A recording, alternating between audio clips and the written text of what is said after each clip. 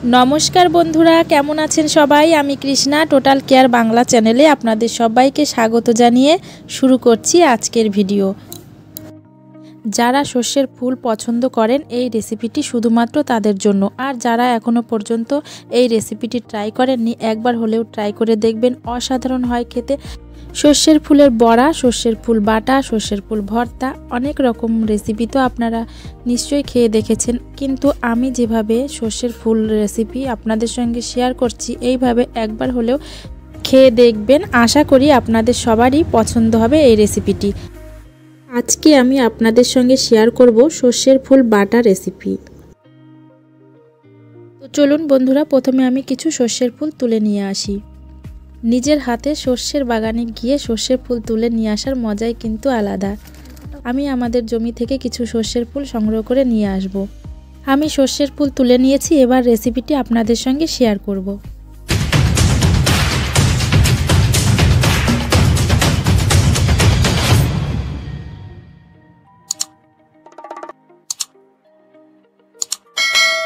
সর্ষের ফুল রেসিপি বানানোর জন্য আমি এখানে নিয়ে নিয়েছি সর্ষের ফুল। দেখুন, আমি সর্ষের ফুল নিয়ে এসেছি, একদম ফ্রেশ সর্ষের ফুল জমি থেকে তুলে নিয়ে এসেছি। আর আমি নিয়ে নিয়েছি চিংড়ি মাছ। আমি এখানে 250 গ্রাম চিংড়ি মাছ নিয়েছি, ভালো করে কেটে ধুয়ে পরিষ্কার করে নিয়েছি। আর আমি নিয়ে নিয়েছি 4 কোয়া রসুন, আর নিয়েছি 4টে কাঁচা লঙ্কা, নিয়েছি 1 টেবিল চামচ গোটা জিরে আর 10টা গোলমরিচ, আর নিয়েছি আমি কালো সর্ষে 1 টেবিল চামচ। কালো সর্ষে ঝাঁজ বেশি থাকে, ওই জন্য আমি কালো সর্ষে নিয়েছি। আপনারা চাইলে সাদা কালো দুটো মিশিয়েও নিতে পারেন, অথবা শুধু সাদা বা শুধু কালো সর্ষেও নিতে পারেন।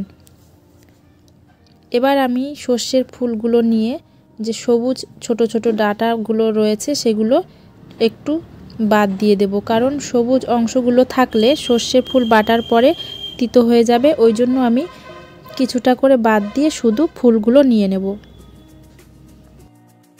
সর্ষের ফুলের ডাঁটাগুলো আমি ভালোভাবে বেছে নিয়ে ধুয়ে পরিষ্কার করে নিয়েছি। একটা কড়াই বসিয়ে দিয়েছি, কড়াই গরম হয়ে গেছে, দিয়ে দিচ্ছি সর্ষের তেল।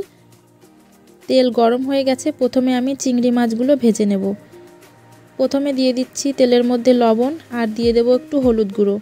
মাছে আমি লবণ হলুদ মাখিয়ে নিইনি, তেলের মধ্যেই লবণ হলুদ আমি দিয়ে দিলাম। এবার দিয়ে দেব চিংড়ি মাছ। চিংড়ি মাছগুলো দিয়ে ভালোভাবে আমি একটু ভেজে নেব। বেশি কড়া করে চিংড়ি মাছ ভাজার দরকার নেই, হালকা করে আমি চিংড়ি মাছগুলো ভেজে নেব। চিংড়ি মাছগুলো আমি হালকা করে ভেজে নিয়েছি, এখন কড়াই থেকে আমি নামিয়ে নেব। এখন এই তেলের মধ্যে আমি দিয়ে দিচ্ছি 4 কোয়া রসুন আর 4টে কাঁচা লঙ্কা, দিয়ে একটু হালকা করে ভেজে নেব। তারপরে দিয়ে দেব সর্ষের ফুল। সর্ষের ফুল দিয়ে একটু ভালোভাবে নেড়েচেড়ে মিশিয়ে নেওয়ার পর দিয়ে দেব লবণ, আর দিয়ে দেব একটু হলুদ গুঁড়ো, দিয়ে সর্ষের ফুলগুলো একটু ভেজে নেব। খুব বেশি ভাজার দরকার হয় না, একটু নরম হয়ে এলেই, যখন সর্ষের ফুল থেকে জলগুলো বেরিয়ে জল শুকিয়ে আসবে, তখন নামিয়ে নিতে হবে। আমার সর্ষের ফুল ভাজা হয়ে গেছে, আমি নামিয়ে নেব। চিংড়ি মাছ, সর্ষের ফুল, জিরে, গোলমরিচ আর কালো সর্ষে, এই সমস্ত কিছু আমি বেটে একটা মিহি পেস্ট তৈরি করে নেব। দেখুন, আমি একটা মিহি পেস্ট তৈরি করে নিয়েছি। এবার আমি যে কড়াইতে সর্ষের ফুল ভেজেছিলাম, ওই কড়াইতেই দিয়ে দিচ্ছি একটু তেল। সর্ষের তেল আমি এখানে ব্যবহার করছি। তেলের মধ্যে দিয়ে দিচ্ছি বেটে রাখা সর্ষের ফুল, দিয়ে এই তেলের মধ্যে ভালোভাবে একটু নেড়েচেড়ে ভেজে নিতে হবে। এইভাবে সর্ষের ফুল রেসিপি তৈরি করলে খেতে কিন্তু অসাধারণ হয়। এর মধ্যে যেহেতু চিংড়ি মাছ দেওয়া আছে, সেই জন্য এর স্বাদ বেড়ে দ্বিগুণ হয়ে যায়। খুব বেশি ভাজার দরকার নেই, একটু সর্ষের তেলের মধ্যে দিয়ে নেড়েচেড়ে নিলেই কিন্তু হয়ে যাবে। দেখুন, আমার সর্ষের ফুলের রেসিপি একদম রেডি হয়ে গেছে।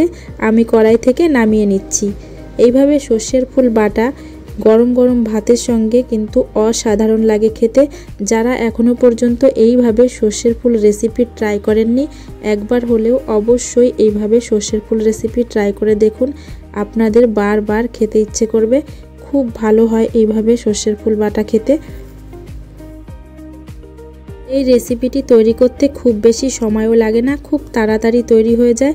তো বন্ধুরা, এই ছিল আমার সর্ষের ফুল বাটা রেসিপি। আমার এই রেসিপিটি আপনাদের কেমন লেগেছে কমেন্টের মাধ্যমে অবশ্যই জানাবেন। আর নিজের হাতে একদিন এই রেসিপি তৈরি করে অবশ্যই খেয়ে দেখবেন। আর আমার ভিডিওটি ভালো লাগলে একটি লাইক করবেন, শেয়ার করবেন, আর আমার চ্যানেলটিকে সাবস্ক্রাইব করতে ভুলবেন না কিন্তু।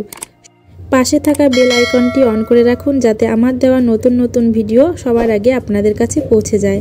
সবাই ভালো থাকবেন, সুস্থ থাকবেন। ধন্যবাদ।